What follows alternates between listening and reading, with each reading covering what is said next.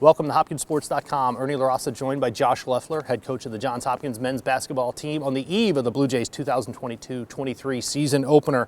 Josh, it's been more than 8 months since we've seen the team out on the court. Must be exciting to finally get back to this point. Yeah, it's maybe even more so than usual. It feels like we haven't, played a game in a long time. So it's going to be, really exciting to just open the season, have another year of challenging games, and to finally play some games that matter, and it's really exciting.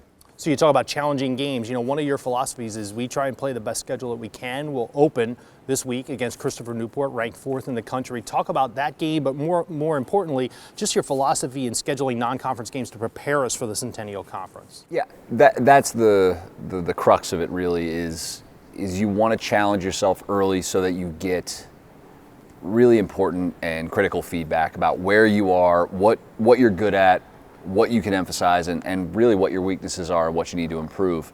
The hope is that while you're doing that, you're winning games.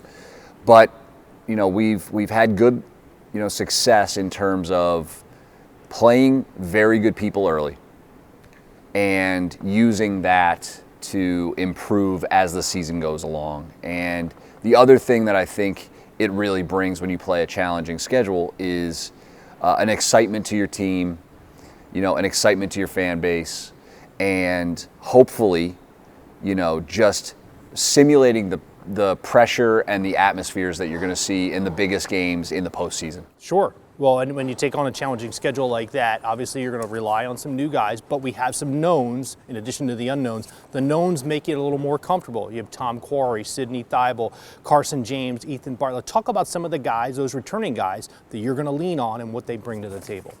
Yeah, I think that it's certainly a veteran group in many respects. We've had, with those 4 players that you just named right there, you've got a fair amount of career starts. Sure. You've got some key performances in big situations over their careers that hopefully they can, gain confidence from and grow from and really bring with them to this year. I think the interesting thing with college sports, with sports in general, is that every team is very different than the year before. So when you talk about Tom, Ethan, Sid, Carson, we know that they've had great performances in big situations. But their roles will slightly change this year. And in some ways, we kind of know how they'll change, and in other ways, it's unforeseen. So it'll be really fun and interesting to see how they perform with this version of Johns Hopkins basketball. And I think they've really tried to run with that. They've tried to improve their games and grow their games, and it's fun to see them grow into slightly different roles as they mature. Let's talk about us quickly. Tom and Carson, double-figure scorers returning. But let's talk a little bit about defensively. We hang our hat on defense here a lot, and having someone like Sidney there in the middle, really comforting. Yeah, he's a very good defensive player. I certainly don't want to rely on him as the last line of defense all the time. And I think that one thing that we're really emphasizing, as usual, is we are trying to make sure that we have a stout first line of defense, that we're making sure that we're keeping the ball in front and staying out of rotations. It's nice to have Sidney back there who can protect the rim, who can clean up misses, but it's certainly a little more reliable when you're keeping the ball in front of you as well. So we're glad to have him. He's been tremendous for us, but hopefully we're not putting too much pressure on him back there. Sure, and not that those are the only 4 guys returning. We have lots of other minutes. Sure. Will Sykes, Lincoln Yetter, there's other guys who have been contributors to now 2 straight conference championship teams. If you go back to pre-COVID, of course. The unknowns. Who are the guys that we need to look for this year that may step into bigger roles that were here, or newcomers who have really opened your eyes early in the preseason?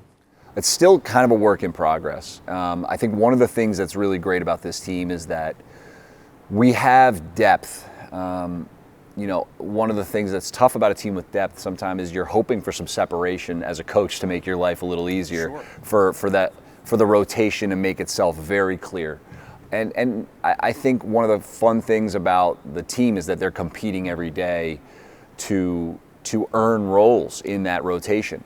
I think it will evolve as the year goes on. I think we'll see guys grow as the year goes on.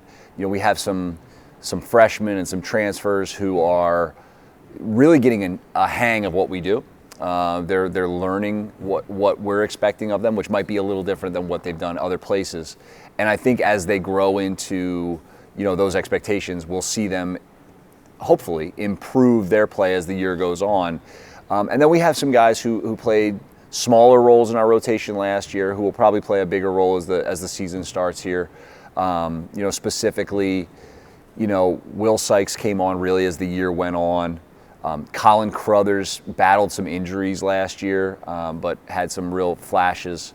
And then, you know, John Windley played a decent amount of minutes off the bench as a guard in some big spots, and he's certainly improved, as well as Brian Johansson, who played, you know, spot minutes to decent minutes as a wing off the bench for us last year. And I think those guys hopefully can take those rotational minutes that they got in spurts last year and grow from them. Grow into bigger roles, of course. Now you have all these parts that you're trying to fit together. What will it take for this team to be successful? What are the keys to success for the 22-23 Blue Jays?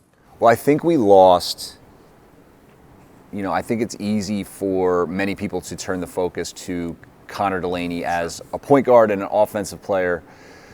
I think people sometimes lose sight of the fact that he was an excellent defensive player and really a captain of the defense in transition especially, and a very good vocal leader. And then really along with him, you know, Chid Nake and Braden Johnson were very, very good basketball players, but they were very vocal on the defensive end. They were very good in terms of just knowing where to be and being in the right places. So those three played heavy minutes throughout their careers, and they had very, very few defensive breakdowns. So can we catch up to speed in terms of replacing them? And sometimes that's not the flashy stuff. Sometimes that's just, you know, making it hard to get a catch in a certain area.